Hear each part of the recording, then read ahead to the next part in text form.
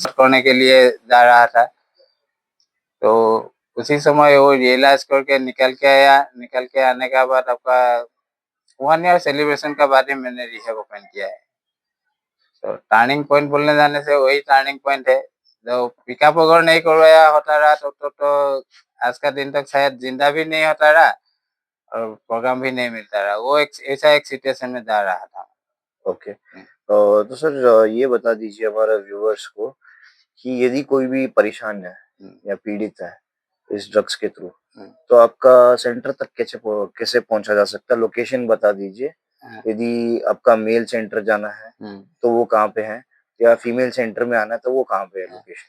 मेरा mail centre जो है जागुन म्याओ रोड में, जो आर्मी कैंप है उसका बैक साइड में, नियर आपका जागुन जूनियर कॉलेज का सामने है।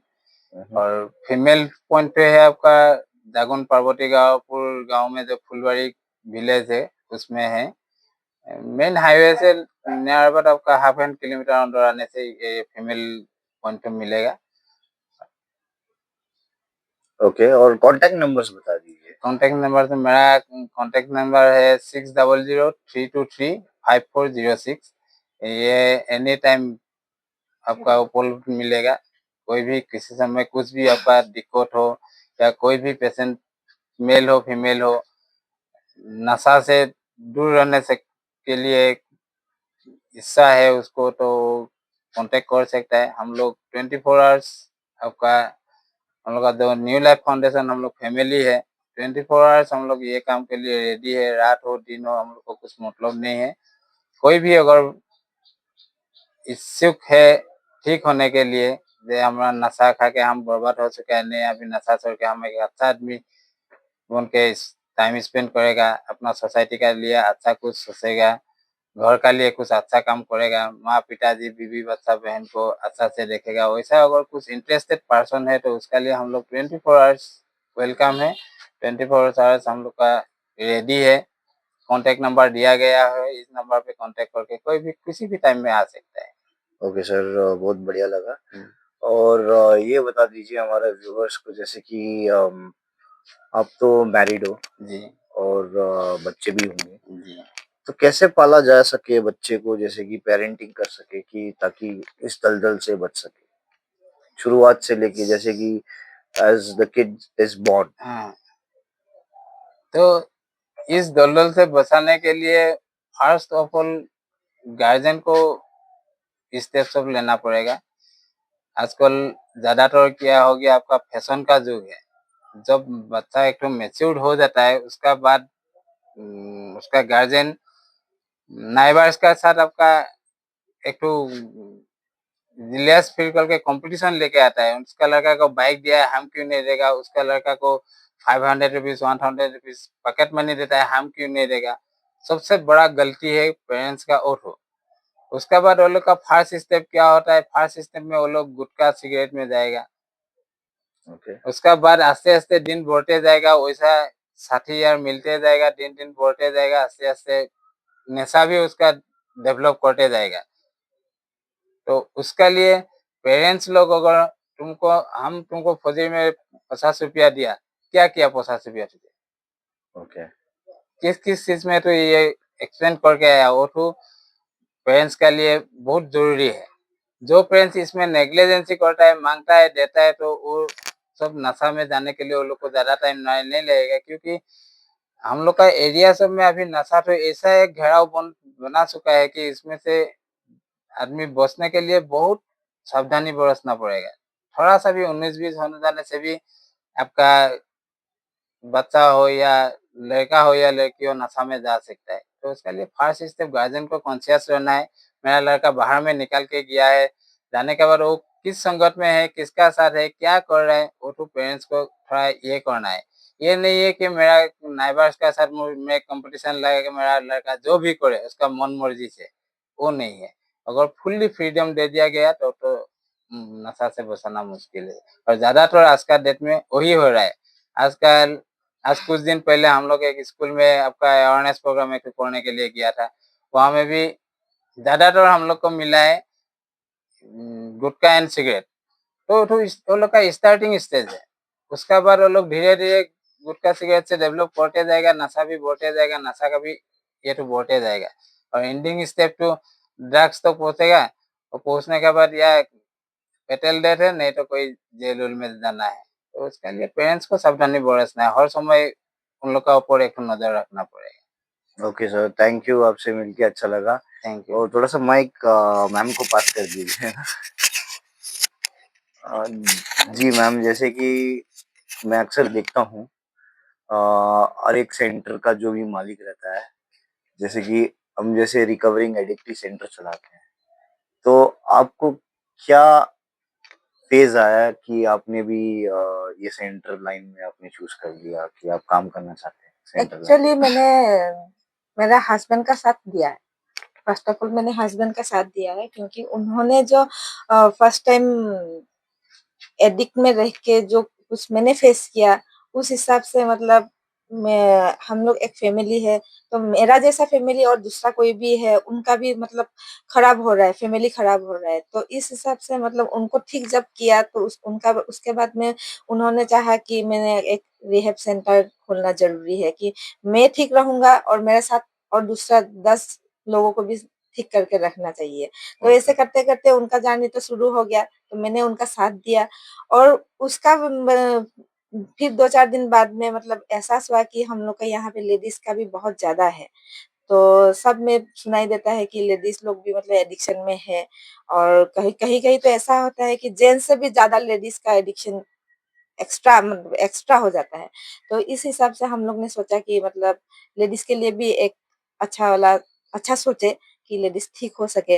अभी जैसे कि हम लोग का ऐसा होता है जब जेंट्स एक खराब होता है तो पूरा फैमिली का मतलब परेशानियाँ हो जाता है ना, एक फैमिली खराब हो जाता है।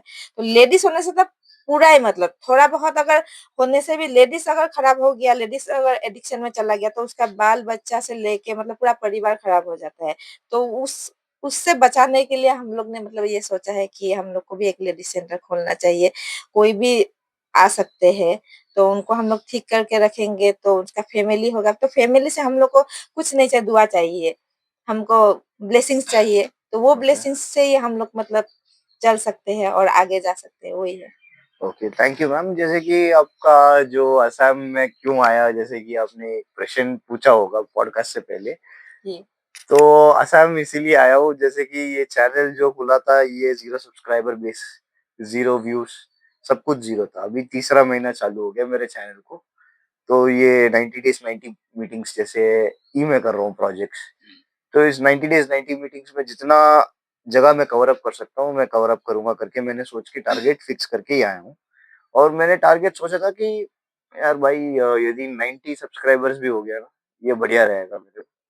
और कम से कम एक वीडियो पे ज्यादा व्यूज आएंगे, जैसे कि 90 प्लस व्यूज आएंगे तो वो ठीक रहेगा करके मैं सोचा था। लेकिन ऊपर वाले का जो चमत्कार है, जैसे कि आपने हायर पावर बोला, तो उसका आशीर्वाद से आज जो है 218 सब्सक्राइबर्स हो चुके हैं और मैं देख पा रहा हूँ 27,000 व्यूज आए हैं। प्लस मेरे इंस्टाग्राम में भी फॉलोअर्स बढ़ चुके हैं। तो अभी मैंने बेसिकली इसलिए असम में आया, आप लोगों ने एक न्यूज में देखा होगा कि एक सेंटर में एक प्रॉब्लम हुआ था। उस व्यक्ति का नाम नहीं लेना चाहता हूँ, ना ही सेंटर का नाम लेना चाहता हूँ।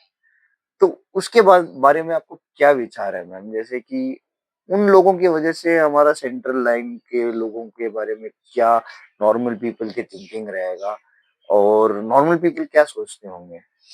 एक्चुअली इसमें बोलने के लिए क्या है, सब एक जैसा नहीं होता है।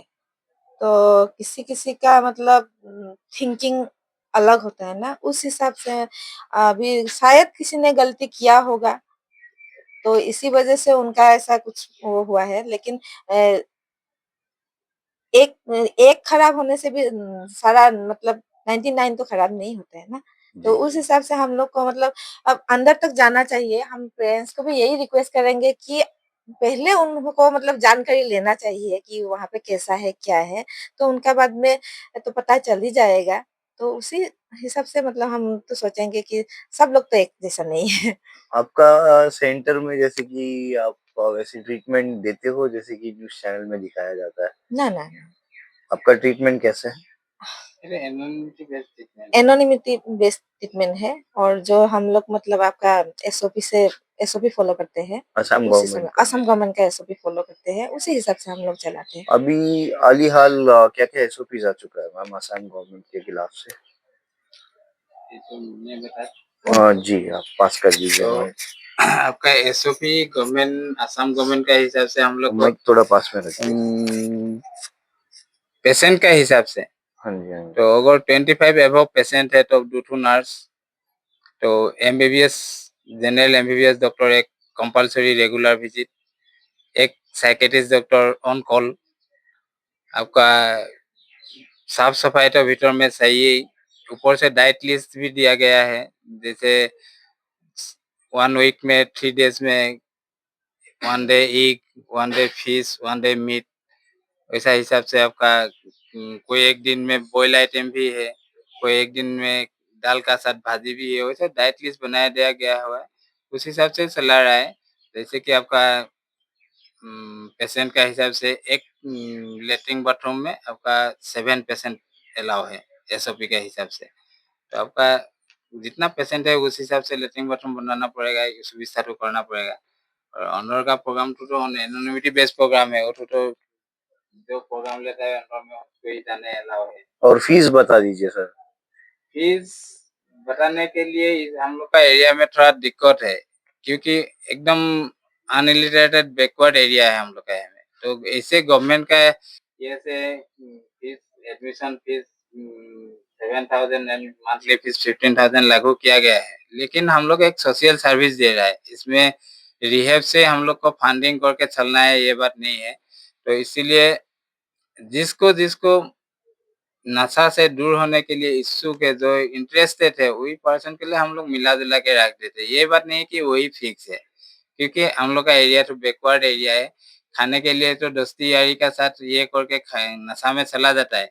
लेकिन सोने समय में जो रिहैब में एक्सपेंडिचर तो है, बहुत ऐसा फैमिली है एक्सपेंड नहीं कर सकता है, वो तो बियर नहीं अफोर्ड कर नहीं कर सकते हैं। सकते। हाँ, तो उसके लिए वो तो हम लोग मिला-जुला के उन लोग को भी ठीक करने के लिए कोशिश कर रहा है और एक तो सोशल सर्विस दे रहा है हम लोग। ओके सर आपका बात सुन के बहुत बढ़िया लगा मेरे को। और मैम आप बता दीजिए जैसे कि आपका सेंटर प्रमोशन करने के लिए आपने मुझे पैसा दिया या आपसे मैंने पैसा लिया, ये हमारा व्यूअर्स को बोल दीजिए। ना, ये तो पैसा का बात तो नहीं है, क्योंकि आप उस दिन मेरा हस्बैंड का जो सेलिब्रेशन में आए थे, उसको जी आप देख के आप मतलब आने के लिए आपने प्रॉमिस किया है कि चलिए हम आपके सेंटर के लिए बात करेंगे, आपका सेंटर ओके भी देखना है एक बार, लेडीज सेंटर जो है तो वो भी देखना है। तो इसी हिसाब से, या देना लेना का तो कुछ नहीं है यहाँ पे। ओके आपको हम लोग को अच्छा लगा तो इसी हिसाब से आए हैं, हम लोग को भी आपको अच्छा लगा है, तो मिलके भी अच्छा लगा आपको। Okay ma'am thank you. तो सेंटर इंचार्ज जी से बात कर लूं? जी हाँ, ठीक। माइक से बात कीजिए मैम। आपका नाम बता दीजिए पहले हमारा व्यूअर्स को। हाँ, मेरा नाम पिंकी सैकिया है। ओके पिंकी जी जैसे कि आप ये बताइए इन लोगों के साथ कितने दिनों से आप टच में हैं? हम 3 साल से हैं। 3 साल मतलब से? 3 साल से जानती हूँ, ओके क्योंकि हम जो सेंटर में ट्रीटमेंट लिया था, वो सेंटर में मेरा सीनियर ब्रदर है ये जो ओके पेशेंट था, लेकिन इधर बैठने के लिए तो अभी कुछ दिन हुआ है। ओके हाँ, आपको कैसे लग रहा है इनके साथ जुड़ते हुए? अच्छा लग रहा है। ये जो जैसे कि अभी इन दोनों से मैंने पूछताछ किया, हुँ, एज अ सेंटर इंचार्ज आप इन लोगों को मारते पीटते हो पेशेंट लोगों को? नहीं, नहीं, नहीं, ये ऐसे ही सब तो नहीं देखभाल होता करते है। जैसे कि मेरे को देखभाल करते हो? जैसे कि मैं आया हूँ इंटरव्यू के लिए, तो आप पहले वैसे ही दिखाते हो सारे विजिटर्स को कि आपका प्लेस कैसा है, आपका जगह कैसा है, ऐसे ही दिखाते हो? हाँ, जो भी आने से मेंबर हो या कोई देखने वाला आदमी आने से, पेरेंट्स ओके भी आने से, ऐसे ही दिखाता हूँ हम लोग का एरिया को। आपको कैसे लग रहा है कि आपका लाइफ में ये पहली बार होगा ये इंटरव्यू? हाँ, पहली बार है। कैसे फील कर रहे हो आप? फील तो बहुत अच्छा लग रहा है। ओके रिकवरी जर्नी में मिल रहा है। ये ओके एक बड़ा एक्सपीरियंस है। 3 साल नशा छोड़ने के बाद आपको कैसे फील हो रहा है? बहुत अच्छा फील हो रहा है। क्या क्या हासिल कर लिया आपने? मैंने तो पहले तो अपना मम्मी-पापा का प्यार और अपना मतलब विश्वास, जो मम्मी-पापा को पहले नशा का टाइम में हम विश्वास नहीं दे सक रहा था, वो विश्वास आज का दिन में हासिल किया है। ओके और कितना साल का यूजिंग टाइम होगा आपका? हम तो क्लास 8-9 से थोड़ा-थोड़ा किया था। ओके बाद में हो गया थोड़ा ज्यादा। आपका ये पहला ट्रीटमेंट में ही आपने इलाज लेते ही आप रिकवरी में आ चुके हैं या इससे पहले भी आप मल्टीपल रिलैप्सेस हो चुके हैं? नहीं, पहला ट्रीटमेंट है। Okay, thank you. और ये बता दीजिए जैसे कि आप भी एक फीमेल हो, हाँ। तो फीमेल्स कैसे ये ट्रैप में फंसते हैं ये दलदल में? क्या बेसिक रीजंस रहता है? रीजन तो ऐसा नहीं है, क्योंकि आजकल लड़की हो या लड़का, सब लोग मतलब दिखाने ज्यादा जाता है ना, और कोई पी रहा है ऐसे बोल के मतलब देख के, दोस्त का साथ कोई पीने वाला दोस्त हो जाता है, उसको देख के हम भी ऐसे ही सीखा था मतलब। ओके, अम, दोस्त का साथ पहले गुटखा, सिगरेट, ये सब मतलब अच्छा लग रहा था, कूल लग रहा था, वो पी रहा है तो टेस्ट कर लेगा बोल के ऐसे टेस्ट किया था, उसका बाद आदत हो गया है, और तो ऐसे ही आप होता है। ये बताना चाहते हैं मजा हाँ, मजा में फिर बाद में हाँ, सजा हो जाता हाँ, है। वही। और अभी कैसे फील कर रहे हैं? जैसे कि आपने बताया था कि 3 साल में बढ़िया लग रहा है, बढ़िया हुँ, फील हुँ, हो रहा है। हुँ, तो यहाँ पे आप एक सेंटर चला रहे हो, हुँ, जैसे कि आपके बीच में एक 20 पेशेंट्स होंगे यहाँ पे हुँ, अप्रोक्सीमेटली। हाँ, हाँ, तो उन लोगों को आज के दिन पे आप ट्रीटमेंट दे रहे हो, हुँ, तो कैसे फील होता है ये जो मतलब फॉर एग्जांपल यदि मेरे पास इतने इतने लोग हैं, हाँ, तो मैं तो पहले सोचूंगा कि भाई क्या क्या फायदा उठाऊं, क्या करूं, हुँ, या कैसे ये को चलाना है, क्या करवाना है।